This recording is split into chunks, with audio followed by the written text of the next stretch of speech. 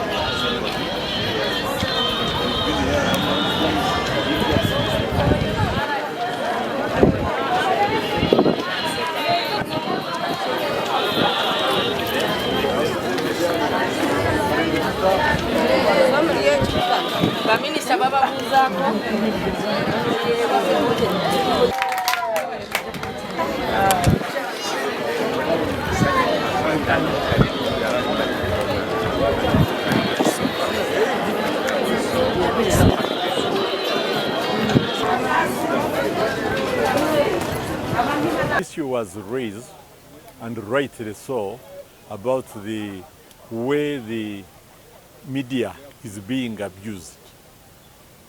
The computer or the digital era is not meant to be for people fighting each other, abusing each other. It is supposed to be, spreading knowledge, So I reminded the public that we passed a law, computer abuse law, which if you abuse the computer, you use it to abuse people, you can be charged, and we are going to do so. So the young people should be careful that the long arm of the law will get them. It's a very important day in the history of our country, because this is the time when we remember all the heroes or the people who paid the ultimate, that is their lives, for the liberation of Uganda. And as I was saying, it is a time when we reflect on that nasty history and also examine in ourselves whether we still subscribe to the ideals and the objectives they fought for. And that is very important if Uganda is going to be immune of going back into that chaotic history. But I'm happy that from the looks of everything, from the turn-up, from the speeches that were made, everybody is happy with the current peace and tranquility that is pertaining because of those sacrifices. And I am sure we shall never again have to go back to the bush in order to liberate Uganda. Uganda will move forward. Thank you very much. NRM will remain in power. Once NRM is in power, there won't be any reason to go back to the bush, because there will be good leadership. Most of the problems used to be state-inspired, because if it's not state-inspired, the government will deal with them. You can see anybody who tries to bring government down undemocratically using other means will be arrested and charged in courts of law. As you know, some people are already in. So we will make sure that there is peace and stability. We will make sure even this computer abuse, you see, if it continued unchallenged, people will think that the government is ineffective. But we are going to deal with them and make sure that there is law and order. Prime Minister, nga awali Luwero Lwenzori, twagala okubeebaza olw'omulimu gwe mukoze mu veteran. Mbadde nsaba tukubireko Madam Alice Kaboyo mu ngalo olw'okuba akoze omulimu gw'ettendo. Nze ofiisi eyo nali sigitegeera bulungi, nali ngiwulira buwulizi. Kyokka Madam Alice bwe yajja n'agiteekamu amaanyi, so twagala okwebaza emirimu gy'okoze. Tagezezzaako okuwumbawumba ate n'okutugatta ffenna. Ebiseera ebingi atambulidde nnyo mu baveteran, ate n'omukolo guno okubeerawo twagala okumwebaza. Nti tusobola okubeera wano ng'abantu b'e Lyantonde nga tusabira bataata baffe abalwanira eggwanga lino okulaba nti naffe tuyimiridde wano, ate nga tusobola okubeera bakulembeze olwa gavumenti ya NRM ate nga ya President Yoweri Kaguta Museveni. So twagala okwebaza taata waffe President nti nze nali sinaba kuzaalibwa, but byempulirako bye bingi.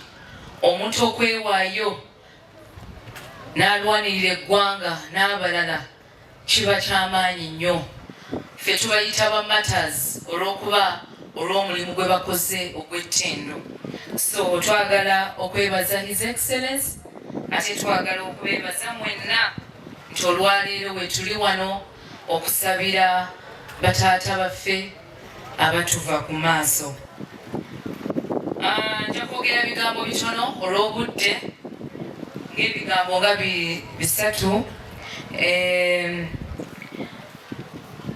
Olunaku luno lutulaga nti we tulaga tuzze nga tulaba waliwo enkyukakyuka, nga bwe boogedde waliwo social economic transformation, nga tulaba nga abantu bonna basobola okukola kye baagala.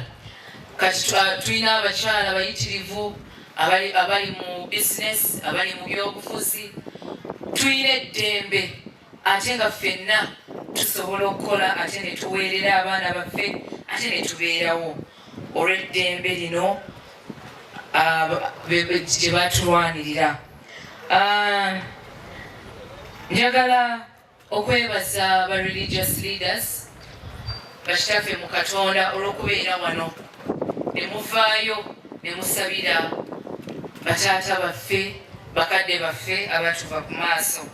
Ekyo kiraga okutambulira wamu n'obumu. Njagala okwebaza gavumenti yaffe ya NRM olw'omulimu gw'ettendo. Mpulidde wano honorable ng'ayogera ku nsonga za PDM, ng'ayogera ku nsonga ez'emyoga, ng'ayogera ku nsonga z'enguudo. Olwa NRM ebyo byonna tusobodde obituukako.